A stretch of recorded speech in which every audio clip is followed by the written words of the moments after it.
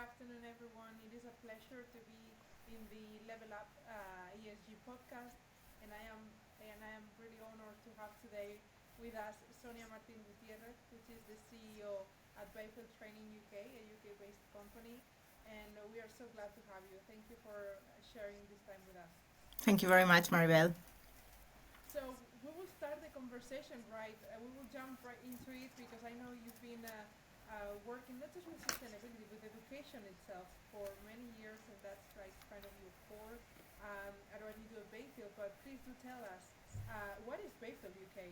What is Bayfield Training UK? What do you do there? Right, okay, so thank you very much for the introduction. Just want to give a little bit of a background of how I became a CEO.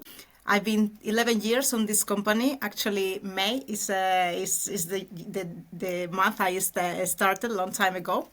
I started as a research assistant, and in 2017 I was appointed as a CEO by the founder of the company, Natalie Bayfield. And yes, that's how I started in here in a nutshell. Bayfield Training is a real estate executive education organization. We are based in Cambridge, and we've been delivering courses for over 25 years now. So let me give you a little bit of understanding of what we do. The core of the business has always been real estate financial modeling in Excel. What is this? People might not know what is this. So the real estate financial modeling represent a kind of a conceptual framework for real estate investment areas. So in layman terms, what it is a technique that helps real estate professionals to make more informed decisions of whether you should invest or not in an asset. It can be any asset. So everything is based on your assumptions and then the outputs of your calculations. So basically what we do with this is we take Excel, we take the maths, and we take the theory, we put them together, and we create models. That is how it works. It's in a nutshell, because I know this is a little bit complicated, the subject, so I wanted to explain it. So, in 1988, we were pioneers introducing this systematic step-by-step approach to teach this technique. And since then, we have been delivering many courses, intensive courses to professionals to enhance their skills, but also to companies to enhance the team's skills. And now, actually, it was like a kind of a very niche skill at that time, but now it has become an essential skill.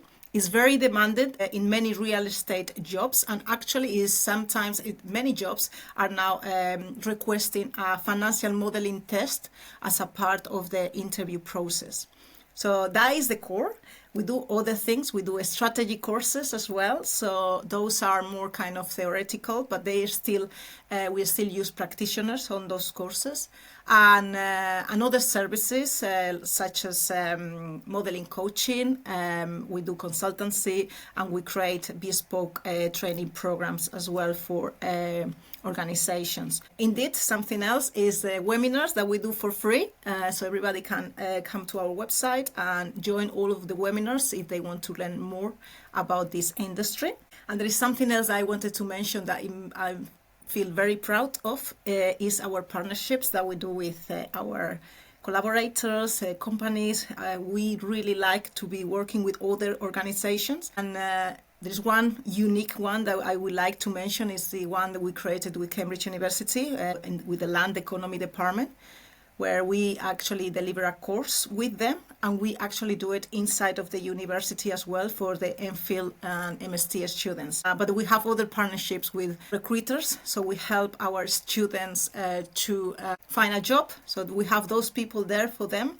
Even if they don't attend our courses, someone talk to us on LinkedIn, we are happy to help. And also, obviously, last but not least, is the equality and diversity organizations that we work with. So this is kind of Bayfield. a lot of things to unpack there. But let me pick up what you said about operation and about diversity and inclusion or equality, equity, but very important the collaboration, right? So for sustainability and for responsibility in organizations, collaboration is key. So how do you see at Bayfield Training the corporate social responsibility, or how do you apply the sustainability perception in education What is sustainability education? How do you apply that as we have this context of level up? How you level up the students' lives through education being sustainable? How do you do that? Yeah, we have obviously our corporate social responsibility, and I like to call it embracing a more sustainable approach to education. That has lots of meanings, but for us, it's a big part of our corporate social responsibility. And basically, we want to support the sustainable development goals the best way we can, based obviously in the service we offer. So we have an agenda to make sure our new initiative help reduce our carbon footprint. And also we work with stakeholders, whether clients, partners, collaborators, not only by addressing the environmental issues, but also to foster kind of deeper understanding on the relations between people, prosperity, and obviously the planet. So a couple of initiatives that I'm very proud of that we have launched in the last few years. The first one is that we have transitioned to digital resources in 2024. So this is to reduce our paper waste and also to promote eco-friendly learning practice. So what did this mean? So basically what we've done is we created an e-learning environment. So our students can have access to 24/7 from anywhere, really. And they have all the materials from all the courses. And in fact, we have extra resources in case they want to perhaps learn more about other areas within real estate. Of course, sometimes students might prefer a physical copy. So in that case, we now charge for it, and we make sure we are committed to have sustainable printing practices to minimize the environmental impact, and also to offset the environmental impact associated with the printing. What we are doing now is an ongoing commitment to environmental conservation, and we are planting trees for this purpose. So whether we are planting trees for the printing that we are doing now or the printing that we have done in the past, this is something that we are very keen on doing. So we really like that initiative. The other one that is actually quite important is we move some of our courses to deliver it in a virtual manner. This is to reduce the travel carbon footprint. So you know how horrible the pandemic was, but the pandemic made us all very creative. It made us resilient, and we all had to reinvent ourselves. So we decided to move to a digital world, and we are offering the same outstanding education, and we adapted our pedagogy to the virtual environment. So we have proactively transitioned over 50% of our courses scheduled through the years to virtual delivery. This is great because this strategy has allowed us not only increase the accessibility to other people that are not living in the UK, but has also significantly minimized the environmental impact associated with travel. So for instance, before we were traveling, which, you know, it was nice to travel to the Middle East, Singapore, Europe, Africa, you know, but people, I think they have learned how to learn through a screen, and everybody's comfortable, and obviously we have reduced those travels, which is good. And also I take into account the impact, reducing the impact of travel carbon footprint from actually our delegates that are traveling on the tube to go to our courses, so they can do the courses at the comfort of their house. So I take that into account as well. So these are kind of my key areas that we are actually expanding. That's quite a lot. So you touch on mobility, you touch on reducing emissions, being digitalized, or digitalization of your organization, which you're Exactly. right? You're a small business, and that is also a big change sometimes. No? I think some of the audience in this podcast is also SMEs that want to change, that they don't know where to start. So sometimes we can have a greater impact than we think. Mhm. And I think you're doing is amazing here. Is there any organization you want to highlight that you're collaborating with on this process of, you know, digitization or social impact? Any organization, perhaps in Cambridge, locally, or I don't know. So something you want to share as any organization that is helping the process? Yes, yes, of course. So we are partnering as part of the corporate social responsibility. We like to be in collaboration with real estate organizations. We're partnering with several interesting organizations I personally love. The first one is Diversity Talk Real Estate. This is an amazing organization. They work towards the creation of a more diverse and inclusive real estate industry. Obviously, we all know that real estate is very male dominated. We are working on it, and obviously you can see more and more female and other underrepresented groups in real estate conferences. You can see that it's changing, but it takes a while to change things. So this company, this organization, what it does, it gives a voice to female or ethnic minority professionals with speaking opportunities across Europe. So you can upload your profile, you talk to them, they upload your profile, you put what you are good at, what your expertise are. If their conferences are looking for panelists or speakers, they can go to their organization and then they put you in touch. So I think it's a fantastic organization for anyone. That's one. There's another one which is the Land Collective. This is a really great organization as well because they help and guide young generations into the real estate career. So I think it's important to create awareness of this industry. I believe the real estate industry is an amazing place to work. There's many job roles, many paths, and I don't think people really know when they are thinking of going to the university. They actually don't really understand what the real estate industry is, and it's nice to create awareness. And I think this company helps with that. And the way we work with them is we do an essay writing competition every year. And the person or the student who wins, they get a prize. And the prize is a place on one of our courses, which really help them to go to the next step. So that's the way we work with Land Collective. And the last one I want to mention, I obviously love this one, and is our commitment to the environment conservation. So we work with an organization called Tree Nation, which actually I think is based in Barcelona, I believe. And they have different reforestation and conservation projects worldwide. And, they help not only restoring the forest, but they create job opportunities and support the local community. So we are very excited because we are fully committed to one project in Mozambique through the Eden project to reforest mangroves. So our commitment is planting a tree for every single client that come to our courses. So we created a Bayfield forest in mid-2022, and we have successfully planted more than 1,000 trees so far.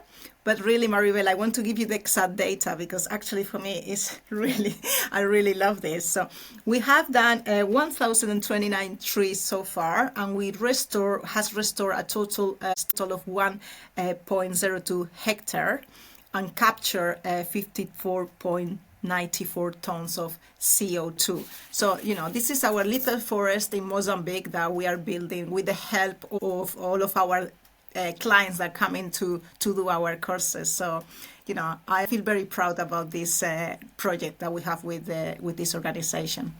Absolutely, and I think that the first one is also great, the diversity and inclusion, because unfortunately, in commercial real estate especially, is very male dominated. Indeed.